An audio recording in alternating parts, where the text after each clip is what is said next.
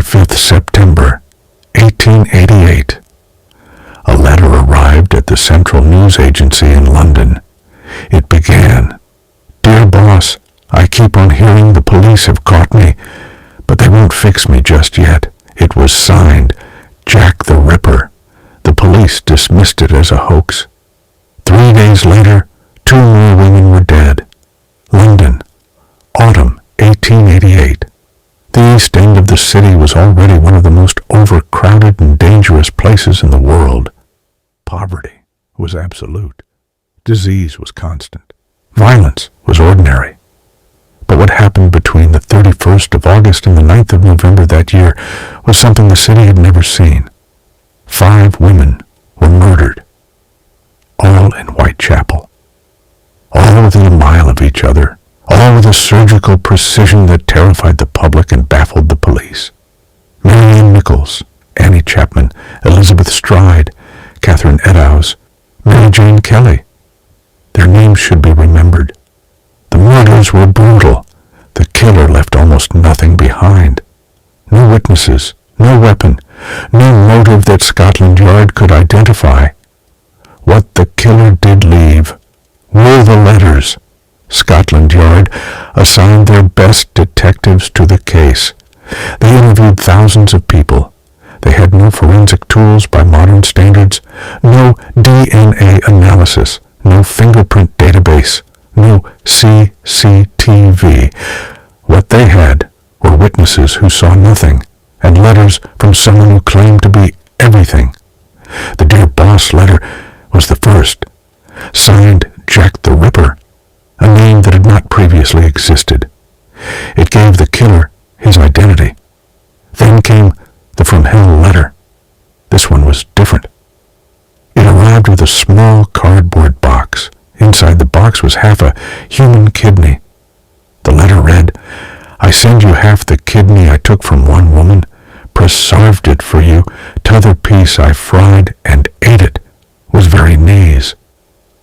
Medical examination confirmed the kidney had belonged to a woman of approximately 45 years old. It had been removed by someone who knew what they were doing. Most experts now believe the Dear Boss letter was a journalist's hoax. The From Hell letter, they're not so sure. Over 130 years, more than 300 named suspects. A Polish barber named Aaron Kosminski, who was known to hate women. A failed doctor named Montague Druitt, whose body was found in the Thames 2 months after the last murder. A Russian criminal named Michael Ostrog, who lied about everything. And then, the theory that the establishment has never fully dismissed. Prince Albert Victor, Duke of Clarence, grandson of Queen Victoria, second in line to the throne. The theory goes that the prince had fathered an illegitimate child with a Catholic woman from Whitechapel, that the murders were carried out by the royal physician to protect the crown, that the Freemasons were involved, that the cover-up reached the highest levels of the British government. There is no direct evidence for any of this, but there is also no evidence that conclusively rules it out. And then in 2019, something changed. Russell Edwards had spent years and significant personal funds investigating the case. In 2014, he published a book claiming to have solved it. His key piece of evidence was a shawl, said to have been found at the murder scene of Catherine Eddowes, said to have been taken by a police officer as a gift for his wife, passed down through his family for over a century.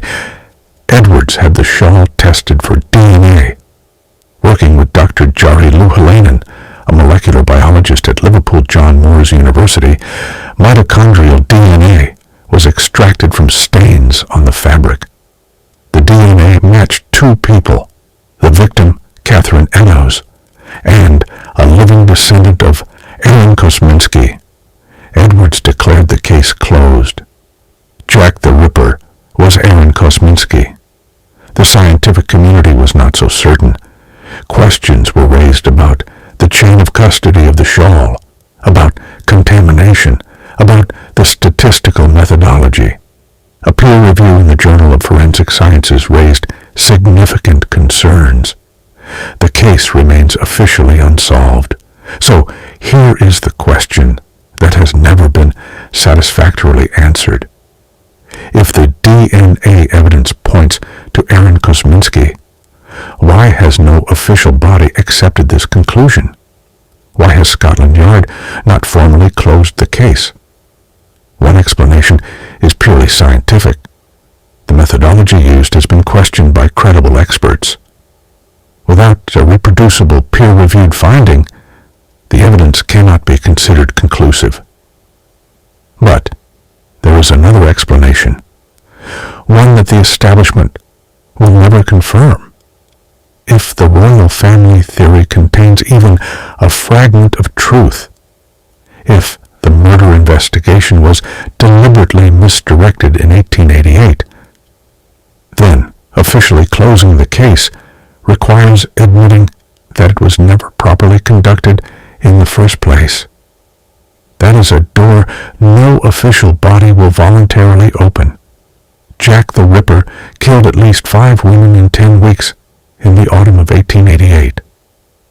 He was never caught, never charged, never named officially. He remains the most famous unidentified killer in human history.